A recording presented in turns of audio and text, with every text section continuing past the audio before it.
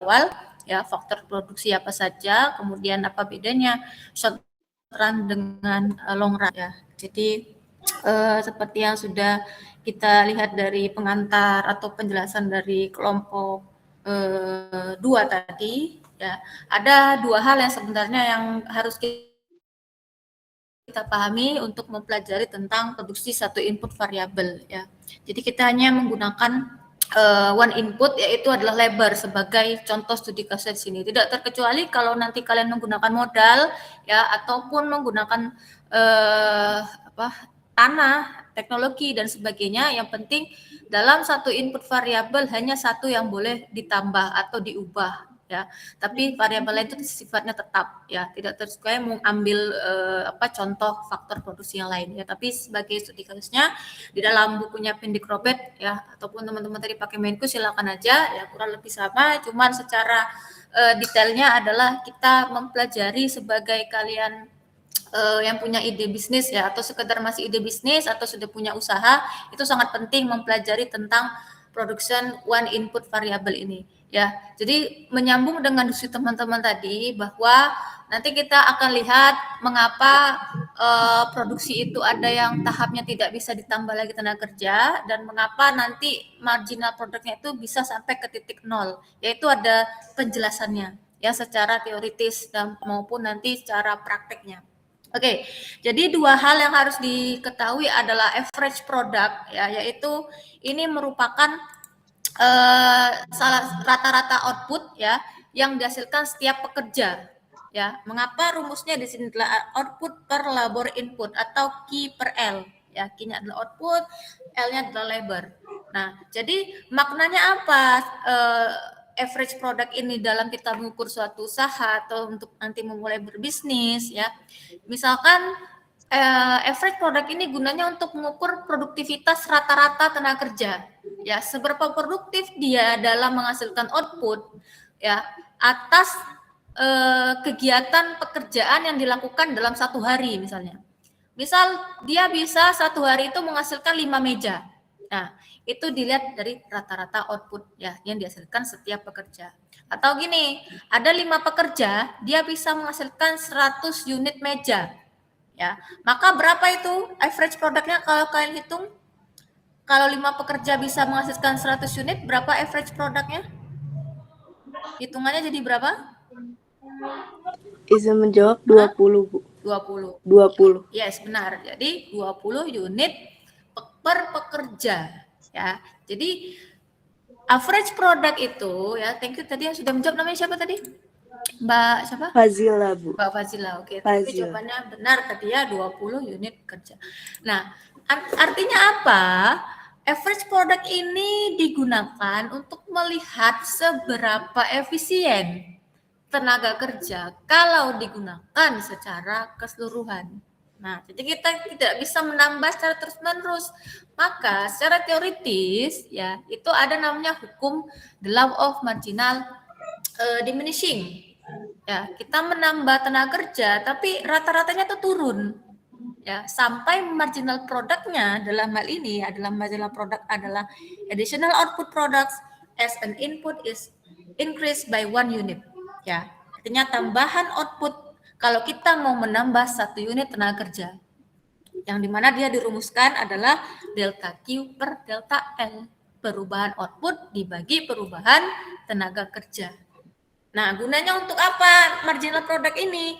Gunanya untuk mengukur kontribusi pekerja tambahan. Yang namanya marginal itu selalu namanya konsep tambahan. Ya, konsep tambahan. Ya, mau tambahan input, tambahan output, tambahan biaya, itu selalu namanya marginal. Ya, konsep marginal. Jadi, sebagai contoh, kalau pekerja ke-6 ya, pekerja ke-6 dia menambah output yang tadinya 100 ya bisa menjadi 110. Ya, kalau ada pekerja 6 kan harusnya pekerja 5 dulu, tapi pekerja 6 ini ya yang tadinya hanya disanggupi oleh pekerja 5 sampai 100, nambahnya tenaga kerja sebanyak 6 bisa 110. Nah, maka MP-nya berapa kalau kita hitung? Adalah 10 gitu. Ya, marginal produknya. Ya, kalau mau kita hitung per satu-satu tambahan ya delta Q per delta L. Oke, jadi mengapa juga salah satu marginal product ini sebagai keputusan produksi ya, apakah perusahaannya atau usahanya bisa menambah pekerja ya, dengan menambah pekerja masih menguntungkan atau tidak. Dari sinilah marginal produknya dilihat menguntungkan atau tidak. Ini ya konsep awalnya. Ya, tapi kalau rata-rata tadi untuk melihat seberapa efisien tenaga kerja kalau digunakan secara keseluruhan. Itu bedanya. Oke, saya itu dasarnya.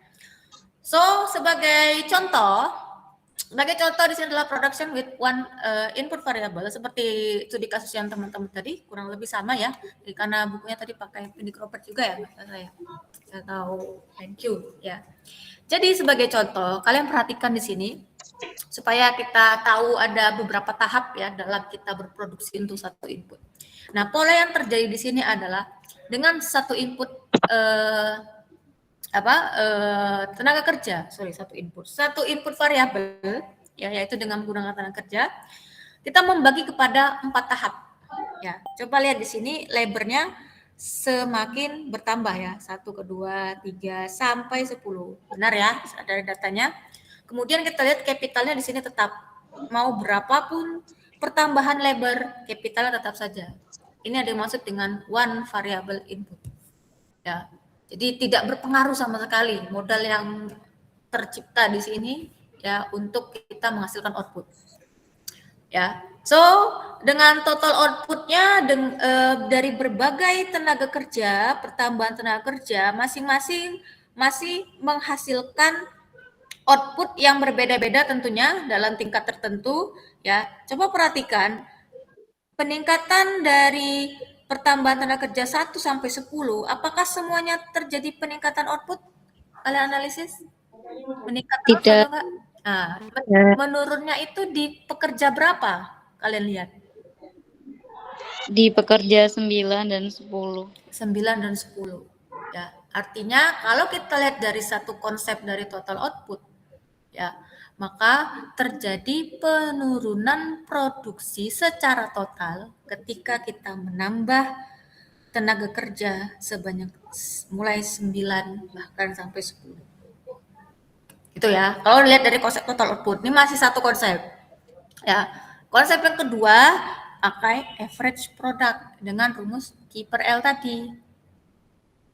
Ya, Q per L tadi. Nah, kita lihat di sini, teman-teman. Kalau dilihat dari average product, apakah dengan seiringnya pertambahan labor ini meningkat secara terus-menerus dari datanya?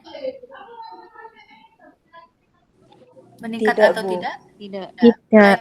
Keberapa pekerjanya dia average produknya menurun? Ketika pekerjanya di 6, Bu.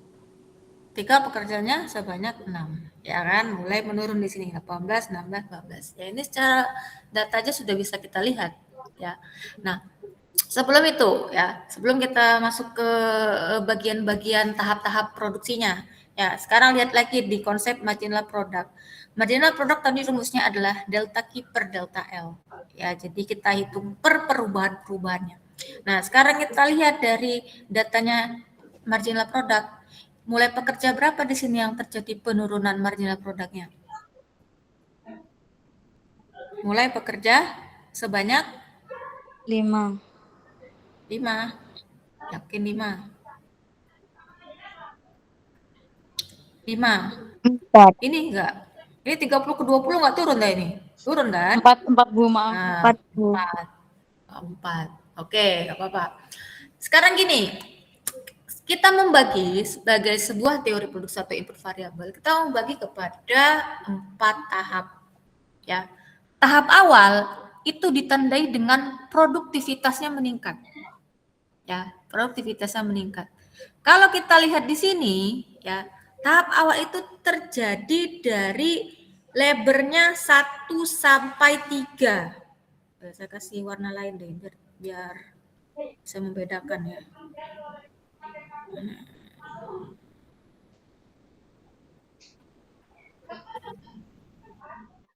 Oh, malah catatan dulu lah. Saya mau mengubahnya males ya. Ini aja. 1 sampai 3 Ya, itu adalah tahap awal produktivitasnya meningkat. Jadi tandanya apa tahap awal ini sebagai produktivitasnya meningkat? Outputnya itu meningkatnya cepat. Ya, meningkatnya cepat. Dari mana? Ini 1, 10, ke 30, ke 60. 60 ke 80 dia mulai lambat. Nah, lihat pengurangannya saja kan, lihat ini 10 ke 30 nambah 20, ini tambah 30, ke sini sama nambah 20 saja. Nah, itu tanda tahap awal. Ini istilahnya masih merintis sebuah usaha. Ya kan, di mana tambah tenaga kerja semakin meningkat tuh, cepat outputnya. Gitu ya. Nah, tandanya yang pertama itu dari outputnya, meningkatnya cepat. Yang kedua apa? Marginal produknya naik. Ya, marginal produknya naik dari 10 ke 30. Ya, kalian bisa catat kalau lupa nanti. Ya, 10 sampai 30. Nah, jadi pertama percepatan total output ya. Kemudian yang kedua adalah kenaikan dari marginal produknya. Nah, average produknya tentu juga kita lihat. Average produknya juga naik. Ya, batasnya sampai sini. Ini kan sama nih 20-20. Jadi kita ambil yang paling awalnya. Yang menandakan dia tahap awal sebagai produktivitas yang meningkat. Artinya kita menambah tenaga kerja, semakin cepat dia menghasilkan output. Ya, bukan berarti yang tahap 2 itu tidak meningkatkan output, dia terjadi peningkatan output tadi tidak secepat tahap awal. Gitu ya. Itu menjadi produktivitas meningkat. Itu tahap awal ya. Oke. Jadi tahap awal ini secara garis besar apa? Secara garis besar tenaga kerjanya masih sedikit ya, sehingga apa? Pembagian kerjanya tuh makin efisien. Ya, bayangin kalian punya pabrik, kapasitasnya hanya menampung 3 pabrik kecil ya, hanya menampung 3 labor. Ya. 3 labor ini dikatakan dia masih sedikit, sehingga apa? Pembagian kerja yang satu bagian pemasaran misalnya, yang satu bagian promosi, yang satu bagian produksi misalnya. Nah, jadi itu ya. Jadi ketika tahap awal tenaga kerja masih sedikit, sehingga pembagian kerjanya semakin efisien.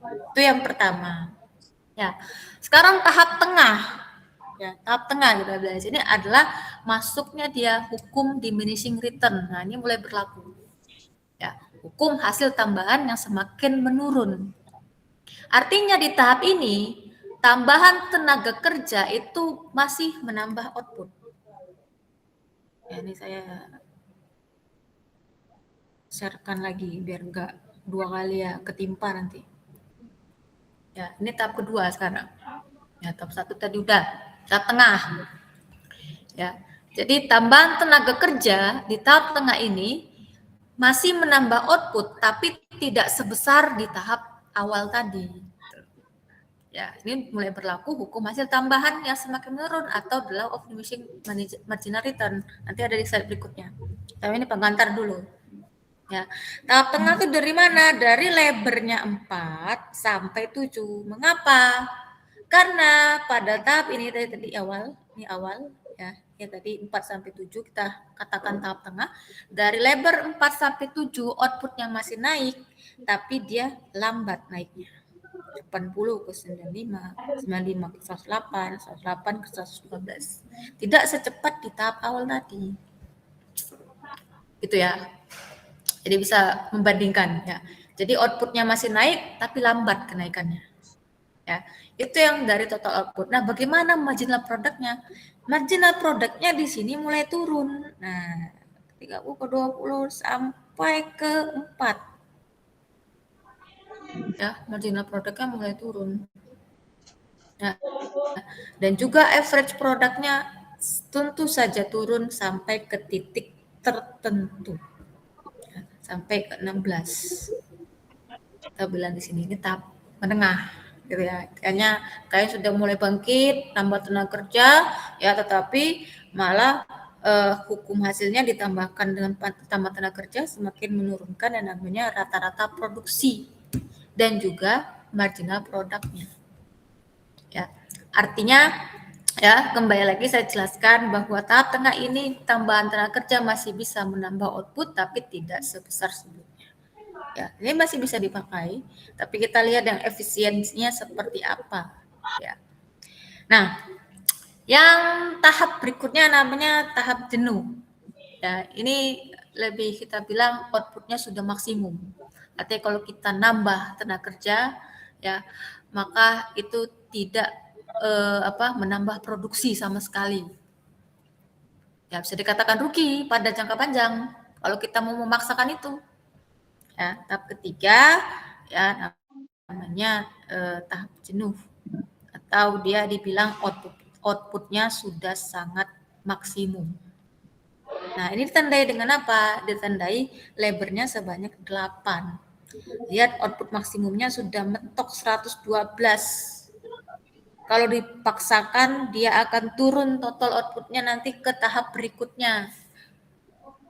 Ya, dan lihat lagi tanda tahap yang outputnya sudah maksimum, marginal produknya itu sama dengan 0. Nah, ini diskusi tadi. Ya, artinya dari temuan yang ada di data, tambahan tenaga kerja sudah lagi tidak menambah produksi sama sekali. Sudah mentok di 112. Jadi kalau kalian punya usaha, sudah tahu kalau sudah mentoknya 112, kalau nambah memaksakan itu, ya pada akhirnya nanti minus seperti minus 4 dan 8 ini namanya udah tahap negatif. Udah nggak positif lagi dia untuk kalian melaksanakan usaha atau dalam studi SKB itu studi kelayakan bisnis ya sudah tidak layak untuk diteruskan. Jadi tahap negatif ini artinya dia sudah kelebihan tenaga kerja over tenaga kerja akhirnya berebut bekerjanya. Ya, pabriknya kapasitasnya kecil, kebanyakan tenaga kerja, ya tidak efisien sama sekali, ya berhamburan pekerjaannya. Ya, apalagi alat untuk dia alat bantu dia untuk melakukan pekerjaan itu kan secara serabutan, berebutan. Ya, tidak efisien untuk menghasilkan output. Ya, seperti tadi tambahannya Luis tadi. Nah, jadi ketika tahap negatif ya terjadi dari output 9 sampai 10 ya outputnya justru turun dari 112 ke 108 hingga sampai 100 di sini dan marginal produknya negatif menjadi minus 4 sampai minus 8.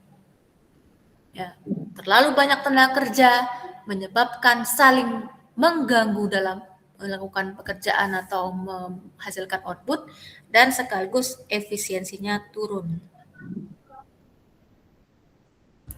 Ya, itu yang paling penting dalam menganalisis data. Nanti data ini kita buat ke grafik lagi. Ya. Jadi yang titik optimal produksi ya secara teoritis jadi sebelum MP-nya sama dengan 0. Ya, jadi kalau dikatakan yang paling efisien itu adalah tahap yang menengah tadi. Loh, dia masih bisa nambah, ya meskipun terjadi perlambatan, tapi dia tidak sampai untuk stuck untuk outputnya, sampai negatif ya marginal produknya. Ya, biasanya sebelum MP-nya sama dengan 0, atau sekitar ketika pekerjanya 7. Ya, ini yang paling terbaik untuk kita berproduksi secara optimal. Ya, jadi tenaga kerjanya paling efisien. Ya, sedangkan nanti kita lihat secara grafik, ya ini tabelnya akan kita buat secara grafik seperti ini dari data total produksi tadi, ya kemudian kita masukkan ke dalam grafik total labornya 1 sampai 10 di sini, ya 1 sampai 10 dan output berapa saja yang mereka gunakan, ya mereka hasilkan dari 1 10 ya dihubungkan saja sama seperti kita membuat grafik permintaan dan harga ya semuanya sama membuat grafik tidak ada perbedaan. Yang penting ini apa hubungannya total produksi adalah hubungan antara inputnya dan outputnya. Sama juga average product, marginal product juga seperti itu. Jadi yang jelas adalah garis-garis biru ini adalah menandakan slope kemiringan kurva, yang artinya apa? ya slope kemiringan ini, marginal produknya ini yang menjadi dasar untuk pembuatan grafiknya itu merupakan slope dari atau kemiringan dari kurva total produksi yang nanti kita turunkan sebagai dasar perbandingan ya antara hubungan marginal product, total product, marginal product dan average product. Ya. Sedangkan yang namanya average product itu slope garisnya ya dari origin ke kurva TP. Ya, average produknya dia mengikuti dengan total produknya. Ya, sama-sama kedua ini turunannya dari total produk sebenarnya. Tapi kalau kita gambar secara grafis pun ya sesuai dengan tabelnya. Kalau lebarnya 1, average produknya 10 sama. Ya, sesuaikan dengan titik per titik perubahan dari lebarnya. Oke, nah sekarang kita lihat lagi bahwa kurva produk total pada gambar A, ya grafik A, ini menunjukkan output yang dihasilkan untuk ya kita lihat saja ini awalnya naik, ya ini mulai tahap awal, ya tahap kedua, ya ketiga sampai maksimum, lalu yang terakhir tahap yang paling negatif di sini ya terjadi penurunan ya sampai marginal produknya pun nanti dia ke arah minus 4 dan 8 tadi minus 8 ya kan minus 8 kan ya minus 8. Oke, jadi setelah kita tahu bahwa produk marginal pada grafik B ini itu kita peroleh dari data kurva produk total ya. Kalau kita nggak bisa menjelaskan marginal product average product ya kita nggak tahu total produknya ya nggak bisa menjawab ini average dan marginal, jadi harus tahu dulu total produknya ya. Kemudian pada titik A produk marginalnya adalah 20 ya, produk marginalnya adalah 20. Kita sesuaikan saja produk marginalnya di sini. Ya sesuai tabel tadi. Nah, produk marginal ada 20. Ya titik A itu 20. Karena apa? Garis singgung pada kurva produk total itu memiliki kemiringan 20. Ya, ini kalau saya jelaskan ini garis singgung di titik A ini cukup curam ya dengan marginal produknya sebanyak 20. Ya, marginal produknya sebanyak 20 dengan lebarnya sebanyak 2. Nah, jadi titik A ini artinya apa? Tambahan satu pekerja, ya tambah satu pekerja itu menghasilkan output sebesar 20 unit. Ya, itu kan dari marginal product ya. Kemudian titik B juga kita lihat, titik B ini terjadi dari punya kemiringan tertentu di mana kita lihat AP-nya adalah 20, average produknya ini ya, garisnya ini adalah 20. Ya, kita lihatlah B dengan 3 lebar, average produknya 20 kan, sama. Ya, jadi ini menandakan juga bahwa rata-rata output per pekerjanya adalah 20 unit. Ya, titik-titiknya. Jadi kalian menghubungkan setiap titiknya ya dijelaskan ya kemudian apa yang terjadi pada setiap tahap titik tersebut ya dari rata-rata atau dari pertambahan tenaga kerjanya ya itu dinarasikan. So kalau di titik C ya dia garis dari origin ke C itu adalah di pas average produknya yang paling tinggi. Nah, ini kalau kita turunkan, ya ini average produknya, ini adalah titik yang paling maksimumnya dari average product. Ya titik yang paling maksimum. Biasanya titik ini ditandai dengan perpotongan antara marginal produknya sama dengan average produknya. Ya, ini juga dinamakan titik maksimum dari sebuah produksi. Ya, produk rata-rata tenaga kerja adalah 20, kemiringan garis dari titik asal B. Ya, jadi ini titik paling maksimum ya kalau untuk rata-rata produksi AP paling maksimum. Kemudian kalau kita lihat dari grafik titik C ya, titik C itu kalau kita lihat adalah produk rata-rata tenaga kerja pada titik C itu di A diberikan oleh kemiringan garis 0C-nya. Ya, dari situ adalah ya B sama C tadi udah ya saya bilang ya. Udah sekaligus C, udah sama aja. Ya, tadi barusan saya sebutkan. Nah, jadi pada kesimpulannya adalah kita lihat grafik MP dan AP. Ya, kurva MP itu dia naik dulu, ya marginal produknya naik sampai titik 30 di sini yang paling maksimumnya, lalu dia turun lagi. Sama seperti data tabel ini. Ya, naiknya turunnya juga tajam. Naiknya sebentar sampai lebarnya 3, turunnya sangat tajam sampai ke minus 4 atau 8. Ya, ini kita melihat hubungan antara average product dan marginal product ya untuk menentukan apa tadi efisiensi tenaga kerja. Ya. Jadi kalau kurva AP kita juga lihat dia pertama itu naik, ya naik, lalu dia turun lebih landai tapi tidak selandai atau securam dari marginal produknya. Ya, kalau kita perhatikan ya secara grafis, ya ketika MP-nya itu lebih besar dari AP, ada kan di atas nih, ya lebih besar kan daripada si AP di sini sampai titik ini, ya kemungkinan di sini ya akan selalu terjadi AP-nya juga naik. Ya, AP-nya juga ikut naik. Kalau MP-nya lebih besar dari AP, marginal produknya lebih besar dari AP, AP-nya akan naik, average product. Ya. Tapi kalau kita perhatikan marginal produknya itu lebih kecil, ya lebih kecil daripada AP-nya, maka cenderung grafik AP-nya akan turun seperti ini. Marginal produknya lebih kecil, ya di sini daripada AP-nya, ya AP-nya juga akan turun. Nah, ini terlihat apa? Dari saat kurva MP-nya memotong kurva AP. Nah, ketika MP-nya itu memotong, artinya MP-nya sama dengan AP, AP-nya adalah maksimum, artinya titik optimal produksi itu terjadi saat AP-nya maksimum atau dia saling berpotongan.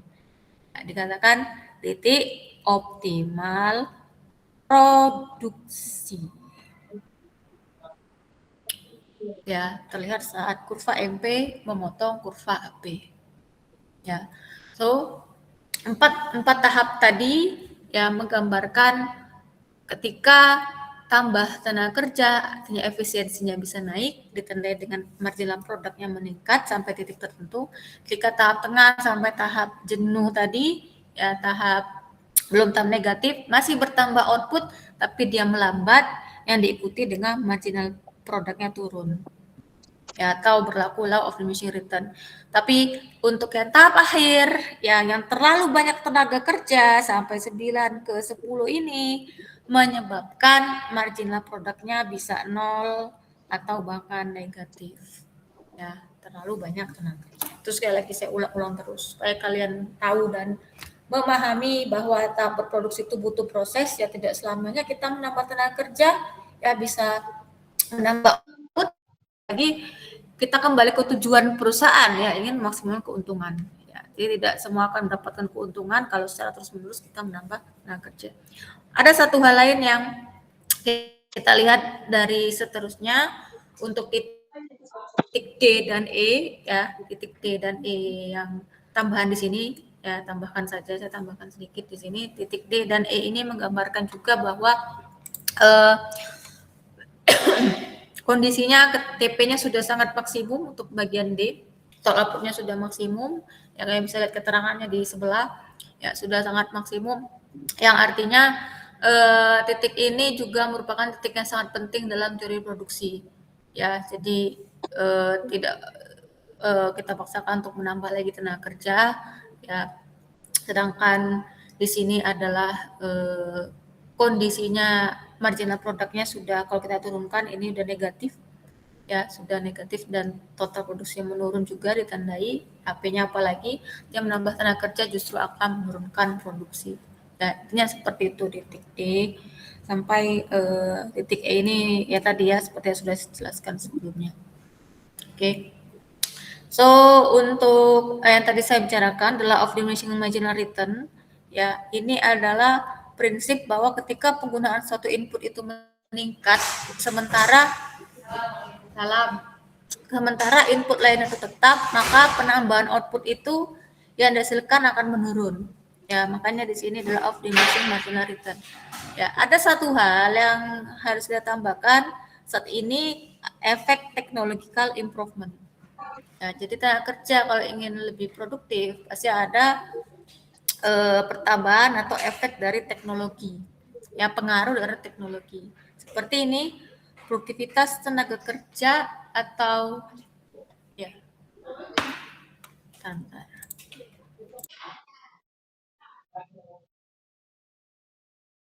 Sebentar ya teman-teman ya. Kita lanjutkan.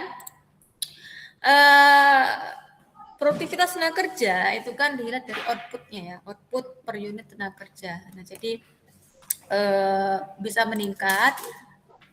meningkat kalau ada peningkatan teknologi.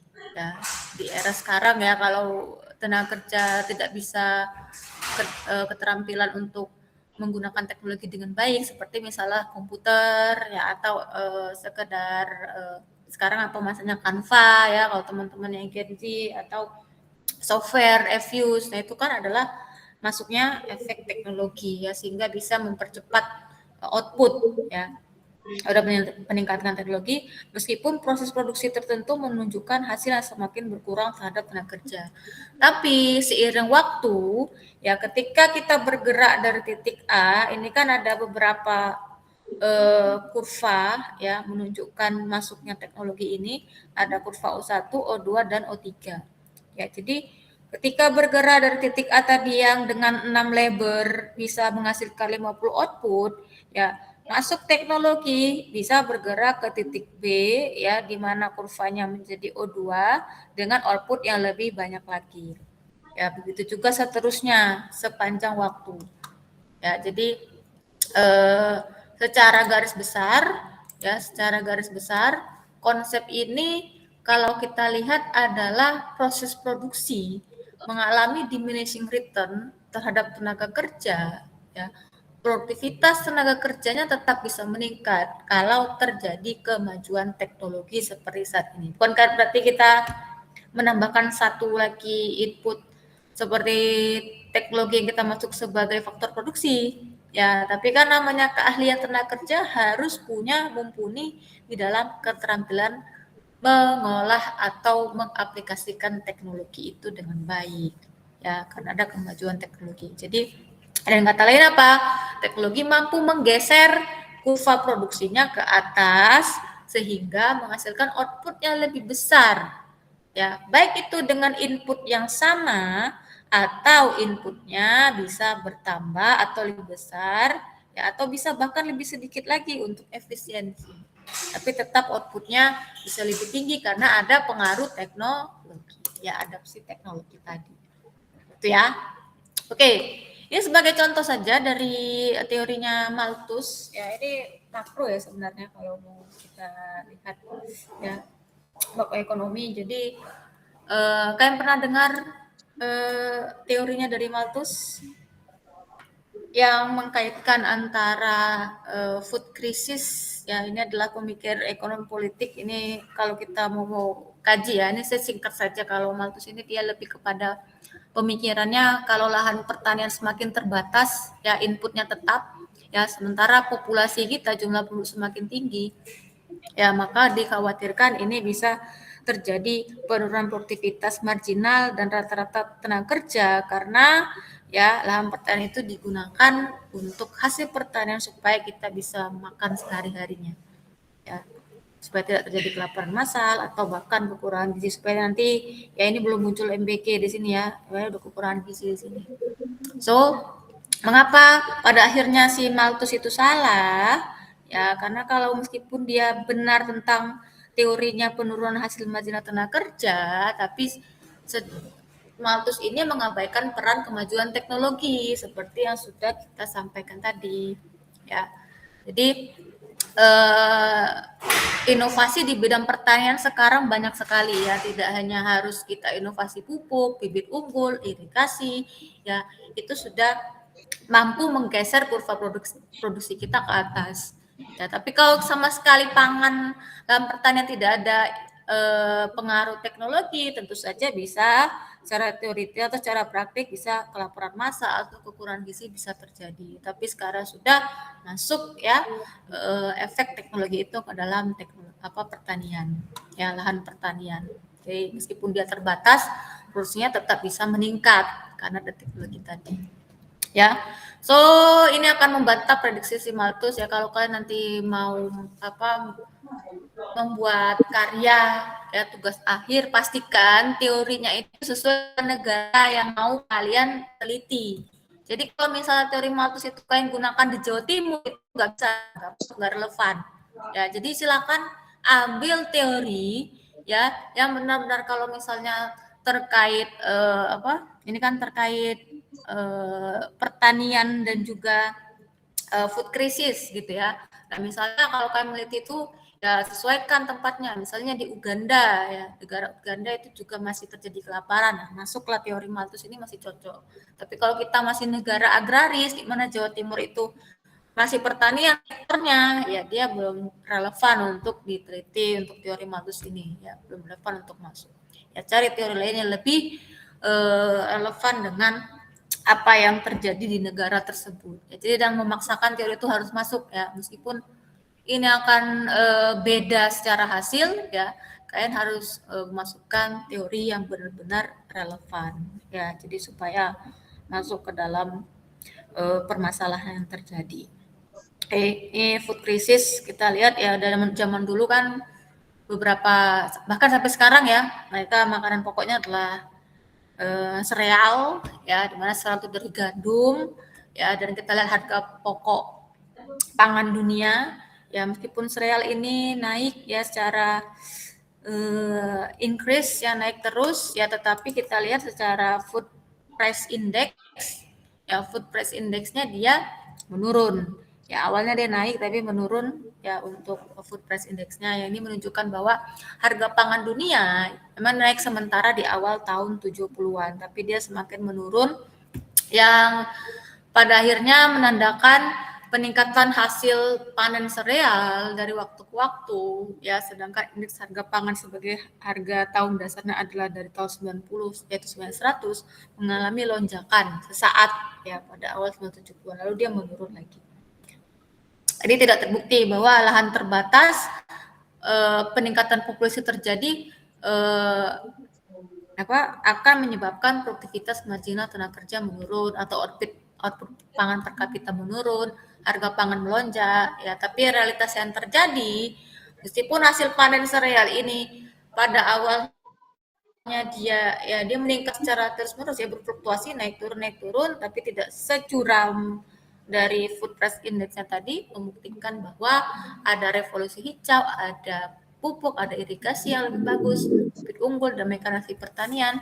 Ini membuktikan bahwa peningkatan produktivitas tetap terjadi, ya, mampu mengimbangi, bahkan mampu melampaui dari termasuk pertumbuhan populasinya. Itu ya sebagai contoh saja. Oke, ini juga ada labor productivity, termasuk ini tambahan aja teman-teman bahwa hubungannya ke standar hidup ya teman.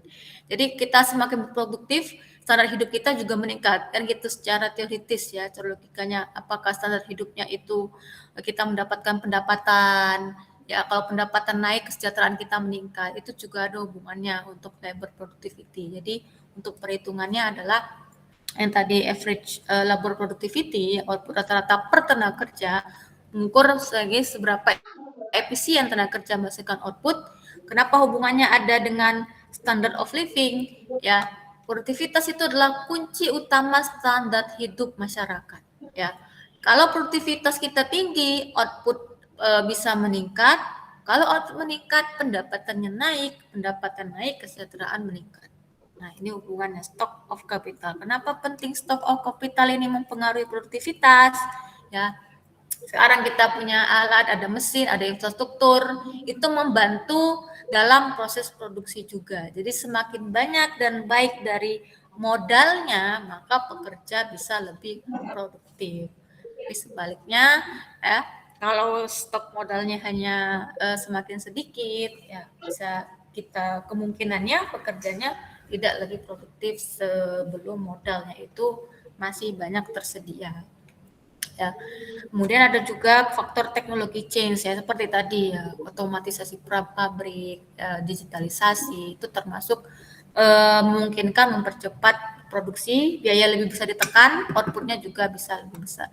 Kalian tinggal bandingkan aja, satu pekerja A masih pakai alat tradisional, si pekerja B sudah pakai mesin modern, ya.